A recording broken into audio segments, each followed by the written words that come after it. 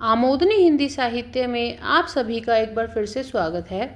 जैसा कि आप सभी जानते हैं कि हमारे इस चैनल पर यूजीसी नेट जेआरएफ हिंदी साहित्य पेपर 2 की कक्षाएं चल रही हैं। आज जो हमारा चर्चा का विषय है वह है गोदान उपन्यास। गोदान उपन्यास का सार हम आपको बताने जा रहे हैं। जैसा कि आप सभी जानते हैं कि ये उपन्यास 36 भागों में विभक्त है, तो प्रकरण 1 से लेके अध्याय से लेके 5वें अध्याय या प्रकरण तक आज हम आपको इसकी कथा बताएंगे। तो देखिए, गोदान ग्रामीण परिवेश पर लिखा गया है, जिसमें होरी किसान सदैव एक गाय खरीदने की इच्छा रखता है, किंतु जीवन के अंतिम क्षण तक उसकी ये इच्छा पूरी नहीं हो पाई है। आप सभी जानते हैं किस कथा पर आधारित ये उपन्यास है। एक उदाहरण हमने पुस्तक में से, जो मूल पुस्तक है उसमें से ऐसा लिया है कि पूरी कथा का सार ही, उपन्यास का सार ही उस उदाहरण में 3 पंक्तियों में आ जाता है। देखिए, एक गृहस्थ की भांति होरी के मन में भी गौ की लालसा चिरकाल से संचित चली आती थी। यह उसके जीवन का सबसे बड़ा स्वप्न, सबसे बड़ी साध थी। उसका साध क्या थी कि मेरे पास भी एक गाय हो, मैं भी गाय का दूध पीऊँ, मेरे बच्चे भी उस गाय के दूध पिए, घर के आगे गाय होगी तो घर की शोभा बढ़ेगी। तो देखिए, वह उसे पर्सनल संपत्ति नहीं समझता गाय को, वो उसे एक ऐसी संपत्ति समझता जिसे सब देखे और सब कहे हाँ, होरी के घर गए, वहाँ पे एक गाय बंधी हुई थी। तो देखिए, उसके जीवन का जो स्वप्न है वही यही है कि उसके पास भी एक गाय हो। संपूर्ण कथा में होरी अपनी गरीबी, दुर्दशा से लड़ता नजर आता है। उसकी पत्नी धनिया भी गाय ना होने से परेशान होती है। ये संपूर्ण कथा आप जानते हैं, होरी, धनिया, गोबर और उनकी 2 पुत्री होती है, रूपा और सोना, इनके इर्द गिर्द ही घूमती नजर आती है। तो देखिए किस प्रकार हमने एक उद्धरण के माध्यम से संपूर्ण उपन्यास का सार आपके सामने प्रस्तुत किया।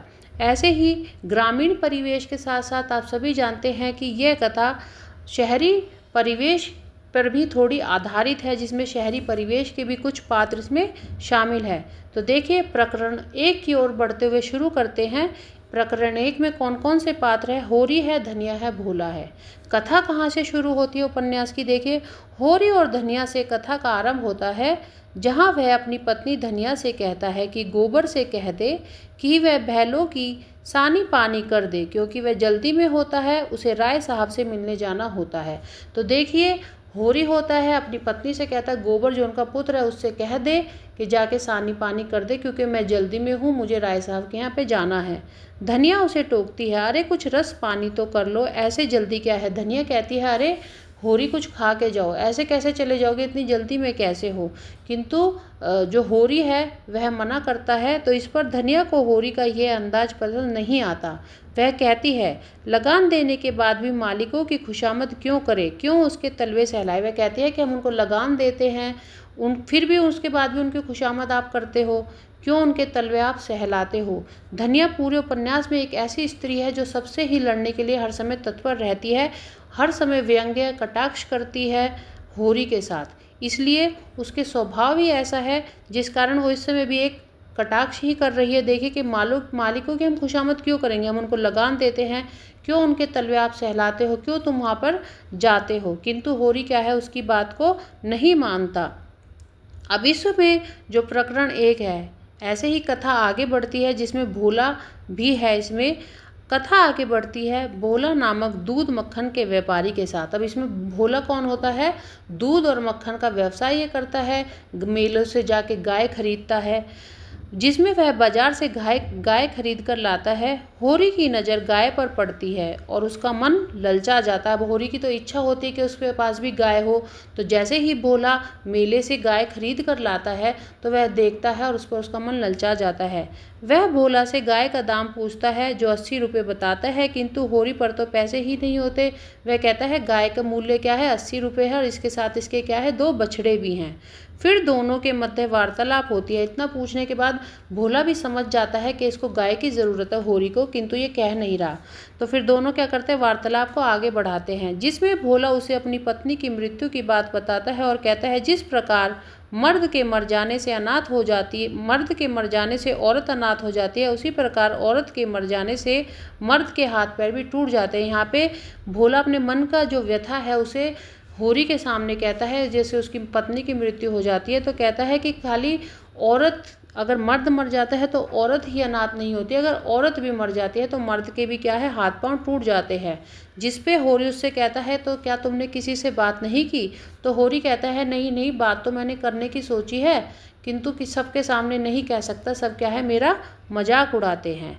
तो देखिए यहीं से होरी का मन ललचा जाता है और वह उसे अपने ससुराल की मेहरिया से शादी का प्रस्ताव रखता है। अब जैसे ही होरी को पता चलता है कि भोला को क्या है, एक स्त्री की ज़रूरत है, तो वह उसे झांसे में फंसाता है और क्या कहता है कि हाँ हाँ मेरे ससुराल में भी एक मेहरिया है, उससे हम शादी का प्रस्ताव रखते हैं। जिसे प्रसन्न होकर भोला उससे क्या कहता है, चलो ठीक है, मेरा मन गदगद हो गया है और तुम मुझसे ये गाय ले जाओ। भोला का प्रसन्न मन कहता है छुट्टी हो तो चलो किसी दिन देखा है। भोला यहाँ पे इतना प्रसन्न हो जाता है कि घर में एक और स्त्री आ जाएगी, जो उसका अंधकार में जो घर है वह प्रकाशपूर्ण हो जाएगा। तो वो क्या कहता है, चलो चलो किसी दिन छुट्टी हो तो हम दोनों जाकर उसे देख आए। फिर यहाँ से क्या होता है, आगे भोला होरी को भूसा देता है, क्योंकि भोला के पास क्या होता है कि भूसा नहीं होता गाय को खिलाने के लिए, जिस कारण वह अपनी व्यथा होरी के आगे कहता है। होरी कहता है कोई नहीं, तुम परेशान मत हो, कुछ भूसा मेरे पास है, तुम पहले बताते तो मैं महाजनों को नहीं देता। कुछ भूसा मेरे पास है, उसे मैं तुम्हें दे दूंगा, तुम उस भूसे को ले जाना। अब देखिए हम बढ़ते हैं प्रकरण दो की ओर, जिसमें कौन कौन से प्रमुख पात्र है, राय साहब और होरी। राय साहब धनाढ़ व्यक्ति है, किंतु अपने से ही परेशान हैं। रंगमंच के वो एक कलाकार हैं, लेखक हैं, उम्दा साहित्यकार और क्या है, संगीत प्रेमी है।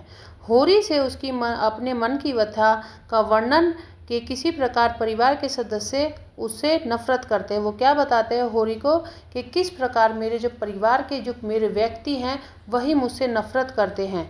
वह होरी को राजा जनक का माली बनने को कहते हैं और रामायण का एक स्टेज शो करा रहे होते हैं राय साहब, और जो होरी है उसको क्या कहते हैं, तुम्हें क्या बनना है, राजा जनक है जो उनका माली बनना है। और कहते हैं कि कुछ शगुन के पैसे होते जो मेहमान आते हैं उनको तुम्हें देने हैं। जिस कारण समस्या में होरी पड़ जाता है और शगुन के पैसे कहाँ से लाएगा इस सोच में वह पड़ जाता है। जिस कारण समस्या में होरी पड़ जाता है और शगुन के पैसे कहाँ से लगा वह यह सोचने लगता है। तो देखिए राय साहब के बारे में था ये। अब प्रकरण 3 में कौन कौन से पात्र है, गोबर है, रूपा है, सोना है, धनिया है। राय साहब के वहां से वापस आते देख गोबर अपने पिता होरी पर तंज कसता है। रोज रोज मालिकों की खुशामद करने क्यों जाते हो, बाकी ना चुके तो प्यादा आकर गाली सुनाता है, बेगार देनी ही पड़ती है। राय साहब के वहाँ से जब वापस आता है तो खेत में काम कर रहे होते हैं। होरी देखता है गोबर, रूपा और सोना तीनों खेत में काम कर रहे होते हैं। जब उसके बेटे को पता चलता है तो वो इससे तंज कसता है अपने पिता पर कि रोज रोज तुम मालिकों की खुशामद करने क्यों जाते हो, वो कौन सा हम पे हमारा बेगार छोड़ देते हैं, लगान छोड़ देते हैं। इस पर होरी उसे समझाता है कि हम गुलाम है विधाता के बनाए, हमें यह सब सहना ही पड़ेगा। फिर बात आगे बढ़ती है जिसमें होरी भोला को भूसा देने की बात कहता है, जिससे गोबर चिढ़ जाता है। होरी बताता है कि भोला की सगाई कराएगा और गाय ले लेगा। भोला जाते हुए कहता है गाय ले जाना। होरी, अब यहाँ पे क्या होता है कि गोबर को बुरा तो लगता है कि ये जाके भोला से कह के आ गए कि भूसा ले जाना, किंतु वह कुछ नहीं कहता। और भोला जब आता तो कहता पिताजी भोला आ गए, भूसा दे दो। वो क्या कहता, ठीक है हम इसको भूसा दे देंगे, सगाई की बात मैंने इससे छेड़ी, जिसके बदले में हम इससे गाय ले लेंगे। अब देखिए इसके बाद प्रकरण 4 की ओर बढ़ती है कथा। पात्र कौन है, गोबर है, रूपा है, सोना है, धनिया है, दाता दीन है, चौधरी है, पुन्नी है, हीरा है। ये संपूर्ण प्रकरण क्या है, लड़ाई झगड़े पर ही आधारित है। होरी के घर गाय आती है, सारा घर उल्लास से भर जाता है। सब गाय को देखने आते हैं। पंडित दाता दीन भी आते हैं। अंदर अंदर पंडित दाता दीन क्या है, परेशान तो होते हैं किंतु क्या है कि बोल नहीं पाते। रूपा बार बार गाय को छूती है, सोना उसे छेड़ती है। चौधरी आता है और होरी से कहता है कि चलो सौदा करते हैं, तो 15 रुपये में मुझे अपने बांस दे दो। जैसे ही वह 15 रुपये मूल्य लगाता है बांस का, उसके भाई जो है हीरा और उसकी पत्नी पुन्नी में लड़ाई शुरू हो जाती है।